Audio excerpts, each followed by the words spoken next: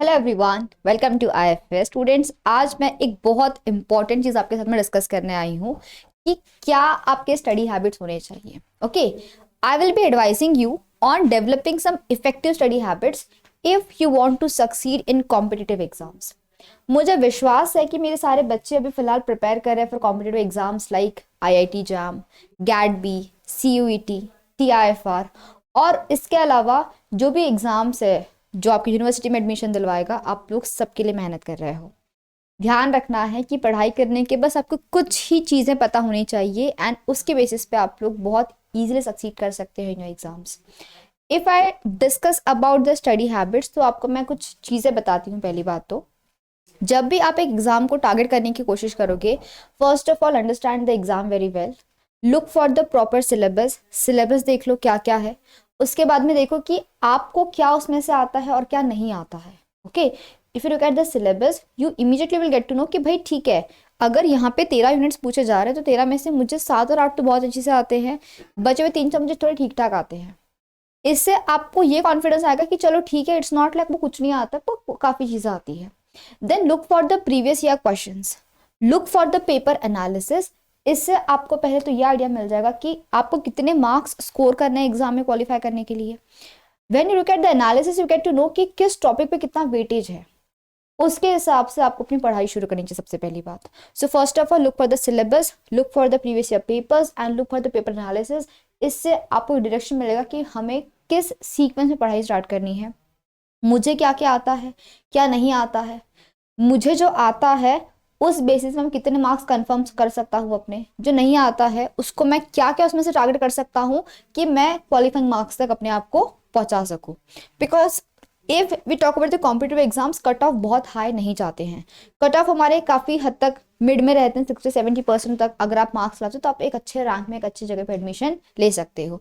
So first of all you have to make a target कि अगर आपको चाहिए है 65%, हाउ टू गेट दैट 65%, आप क्या क्या अचीव करोगे, तो आपको सबसे पहले आपको ये पता होनी चाहिए। उसके बाद में अभी आपकी स्टडी हैबिट्स क्या होनी चाहिए। तो आई एम अज्यूमिंग कि बहुत सारे बच्चे मेरे पास ऐसे वाले हैं जिनके कॉलेज भी शुरू है, तो मैम कॉलेज है, प्रैक्टिकल्स है, क्लासेस भी करेंगे, हम पढ़ाई भी करेंगे, सेल्फ स्टडी, टाइम मैनेजमेंट नहीं हो पाता है। थोड़ा टाइम है, कर लो।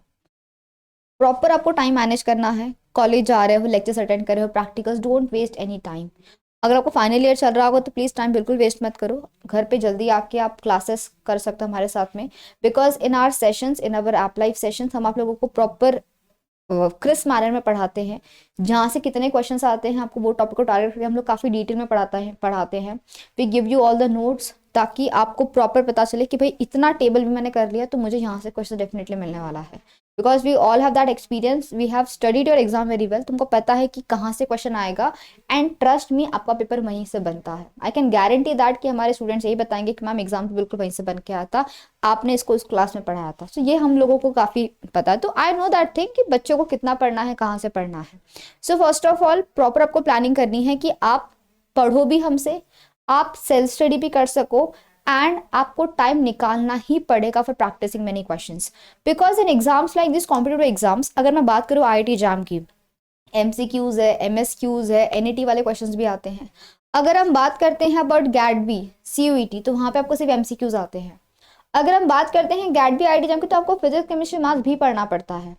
अगर हम बात करते हैं सीयूटी की, तो वहाँ पे आपका इंग्लिश, एप्टीट्यूड, रीजनिंग भी आता है, अवेयरनेस भी आता है। So different exams have different requirements. तो आपको पहली बात तो एग्जाम के रिक्वायरमेंट समझने की, किस एग्जाम में क्या क्या पूछा जा रहा है, और जब आप पढ़ाई स्टार्ट करोगे तो आपको उसके हिसाब से पढ़ते हुए चलना है। लगभग हमारा 70 to 80% सिलेबस आपके सारे एग्जाम में कॉमन रहता है। जब का बायोलॉजी, आपका लाइफ साइंस वाला पार्ट रहेगा, उसके अलावा जो एक्स्ट्रा पार्ट है आपका एग्जाम टू एग्जाम वेरी कर सकता है and the pattern of the paper and the question pattern थोड़ा सा हमारा चेंज हो सकता है। तो आपको एग्जाम के हिसाब से अपने आप को क्वेश्चंस की प्रैक्टिस की आदत डालनी है, ताकि आप एग्जाम में जब जाओ तो you are able to analyse the questions very fast.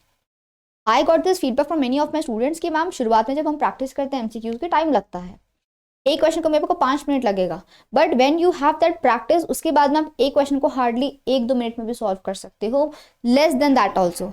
If it's a direct question तो आप डायरेक्टली पढ़ के ऑप्शन को मार्क करके निकल सकते हो। तो आपको अपनी स्पीड उतनी बढ़ानी है, बिकॉज आपके एग्जाम में आपको असर्शन वाले क्वेश्चंस आते हैं, रीजन पूछा जाता है उसका, जो गेट सम एक्सपेरिमेंटल क्वेश्चंस पूछे जाते हैं, न्यूमेरिकल्स आते हैं। तो आपको ये तब कब अच्छे से आएगा, जब आप लोग इसकी बहुत बेहतरीन प्रैक्टिस करोगे, तब जाके आपको पता है कि भाई कैसे हैंडल करना है क्वेश्चन को। ग्राफिकल क्वेश्चन है तो how to read the graph, आपको तब समझ में आएगा जब आप इसकी प्रैक्टिस कर चुके होंगे बहुत अच्छी तरीके से। एंड ड्यूरिंग द एग्जाम्स हम आपके लिए बहुत सारे mega revision, PYQ series, MPQ series सारा लाते हैं, ताकि आप उसको भी अटेंड कर लोगे अच्छे से, तो आपके सारे क्वेश्चंस रिविजन सारा का सारा प्रॉपरली हो जाएगा। उसके बाद में बहुत लोग होते हैं कि मैम सेल्फ स्टडी करें कि ग्रुप स्टडी करें। Now that depends on you. There are some students who can study effectively in group, but there are some students who cannot study. तो आपका स्ट्रेंथ क्या है? मेरा पर्सनल प्रेफरेंस होता है टू स्टडी सेपरेटली। मैंने कभी ग्रुप स्टडी नहीं किया है। I always have studied on my own and have achieve good marks. तो वो आपके ऊपर में है कि आपको कैसे पढ़ना पसंद है। I will suggest you all to go for your individual study only, ताकि आपको पता रहे कि भाई आपको कितना पढ़ना है। बिकॉज जब आप ग्रुप में पढ़ते हो, if someone has a learning capacity आपसे बेहतरीन है, फास्ट है थोड़ा सा, तो आपको टेंशन आ सकता है कि यार वो फास्ट है, मैं थोड़ा स्लो हूँ, पीछे जा रहा हूँ, ऐसा कुछ तो हो सकता है। तो इट्स बेटर कि आप अकेले अपने आप को प्रिपेयर करो। सो क्या क्या करना है आपको, अगर हम बात करें about some effective study habits, तो पहली बात तो सिलेबस देखो। उसके बाद में देखो कि आपको क्या आता है क्या नहीं आता है, क्वेश्चंस चेक करो। उसके बाद में चेक करो कि वेटेज कितना आता है किस टॉपिक में से, पढ़ना स्टार्ट करो। लर्न फ्रॉम सम सेशन, उसके बाद में उसको रिवाइज करो अच्छी तरीके से, उसके क्वेश्चंस प्रैक्टिस करो। खुद के शॉर्ट नोट्स डेफिनेटली बनाओ। ट्रस्ट मी, आप कोई स्क्रीनशॉट्स PDF से पढ़ते हो बहुत अच्छी बात है, बट उसको जब तक आप खुद के हैंड रिटन शॉर्ट नोट्स नहीं बनाओगे तब तक कुछ नहीं है। तो आई ऑलवेज से स्टूडेंट्स की just make your own short notes, make some mnemonics, कुछ आप ट्रिक्स बना लो, टिप्स बना लो, ताकि आपको याद रहे कि भाई एसेंशियल अमाइनो एसिड कौन से हैं, नॉन एसेंशियल कौन से हैं। तो आपको ऐसे टिप्स एंड ट्रिक्स खुद के बनाने हैं ताकि आपके शॉर्ट नोट्स जो है वो प्रिपेयर हो सके।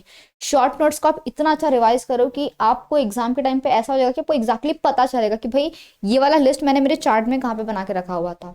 So make proper short notes, diagrams, Venn diagram आप सारा बना सकते हो।